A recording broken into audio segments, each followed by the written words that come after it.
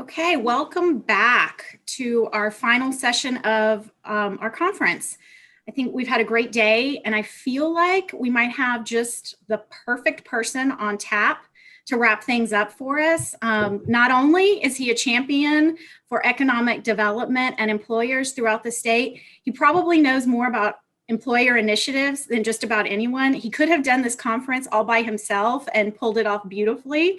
But at the same time, I know he has a greater appreciation for this team than I can't think of anybody else. So welcome, Commissioner Dimerson. For those of y'all, everybody knows Commissioner Dimerson, but he was appointed to serve as the commissioner representing employers by Governor Abbott in August 2019. And man, what a first year it has been for him to be a commissioner here with TWC. In this position, he provides leadership and direction to engage employers, business organizations, and the economic development community in the ongoing development of a customer-focused, market-driven workforce system. So thanks for joining us, Commissioner Dimerson. We're glad to have you close us out. Good. Glad to be here, Mary. Thank you for the introduction, and thank you for the opportunity for sure. And so, Mary, you appreciate your leadership. You hit the ground running. As they say, there's probably no honeymoon when you come from one state agency to another. You're at the governor's office, and so you're a known commodity.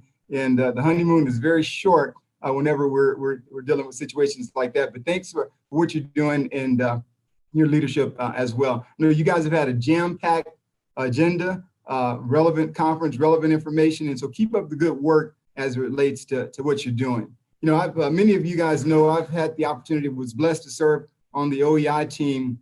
And I have high levels of respect for not only the work that they do day in and day out, but for the individuals as well. I have very, very, very fond memories of my time there, and they continue to be just like family to me as well. You know, I'm privileged with the opportunity to work with two awesome commissioners. Our chair, Brian Daniels, who represents the public, and Commissioner Julian Alvarez, that I call the Texas Tornado, who represents the employees.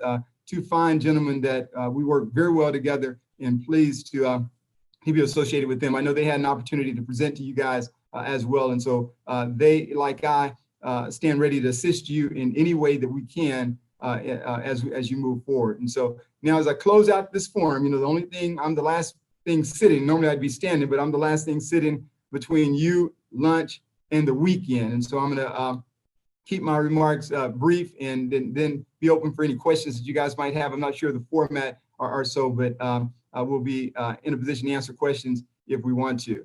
You know, at the end of the day, the rubber really meets the road at the local level. And so I'll speak directly to the individuals that are on this call. What I call the secret sauce here in Texas is the ability to bring together the worlds of workforce, economic development, and education.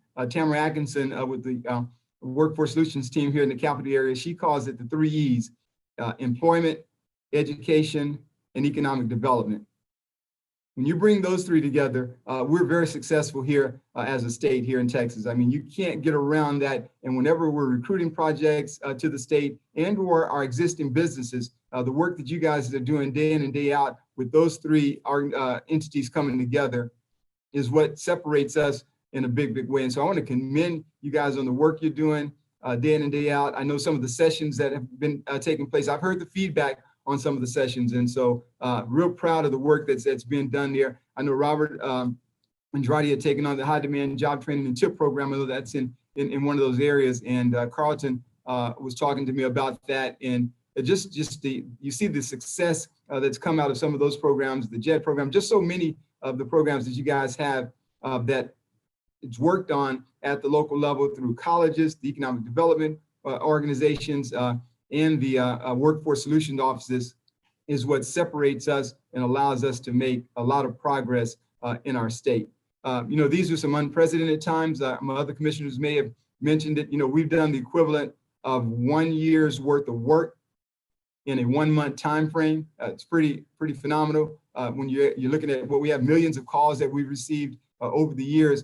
But day in and day out, I know the team, the OEI team, pivoted real quick. Our chairman, actually, I give him the credit on this, I think came up with this initiative to take some of those skills dollars and really to pivot those and to utilize those towards this pandemic. And you guys have just done yeoman's work in regards to making sure that you're taking advantage of those programs. $10 million, it was so successful, we put another $5 million into that program, and they've created a number of different programs programs and initiatives that have been a benefit to folks at the local level. So the ability to pivot fast like that, Mary's and the team really put, and Christina, all of these guys really jumped on board to make sure that we were in a position to stand up for our employers, businesses here that ultimately results in our employees benefiting from those programs as well. And so we're continuing to do a lot here in Texas.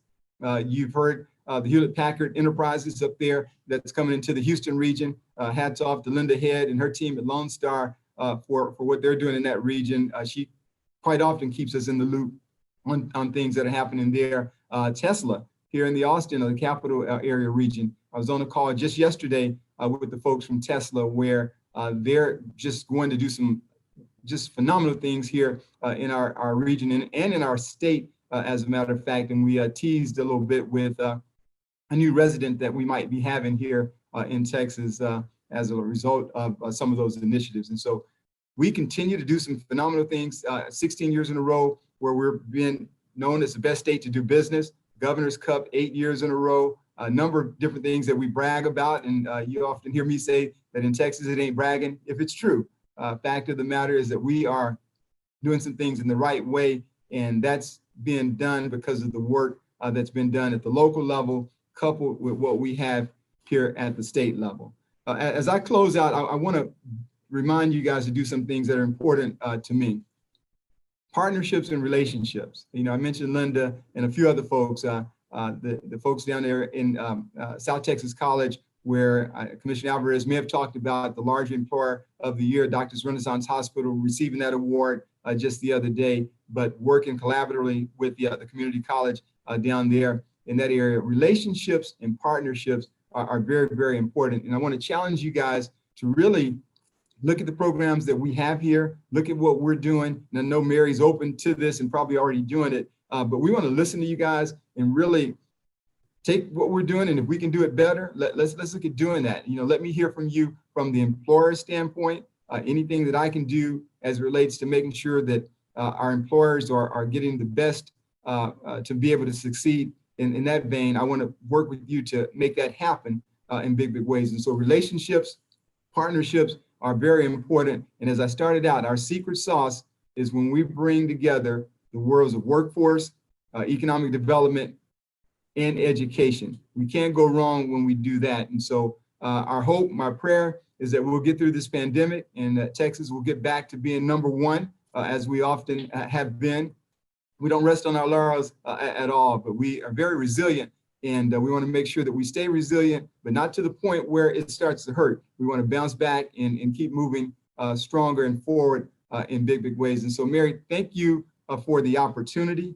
Thank you for the work that you guys are doing. And to that OEI team, you always have my best in regards to what you guys are doing. And if I can do anything for you, I want to be able to do that. And all of the partners that are out there, I've appreciated the work that we've done over the years. We're going into 2021. You probably have heard from Michael Britt, a legislative session that's coming forward. And we have opportunities. And I think I'm looking forward to seeing what the future holds, not only with our team and teams here at TWC, but what you guys are going to do day in and day out there in the fields. The rubber meets the road at the local level. You guys are the boots on the ground, and that's where all the activities happen. We get to just play in that space in big ways, big ways. And so, Mary, thank you for the opportunity, and I'll take any questions. And if not, I'll let you guys get to the weekend because you've had a very packed conference with some real good information. So again, congratulations to the OEI team for pulling that off. I mean, it's something that's very necessary, and I was real pleased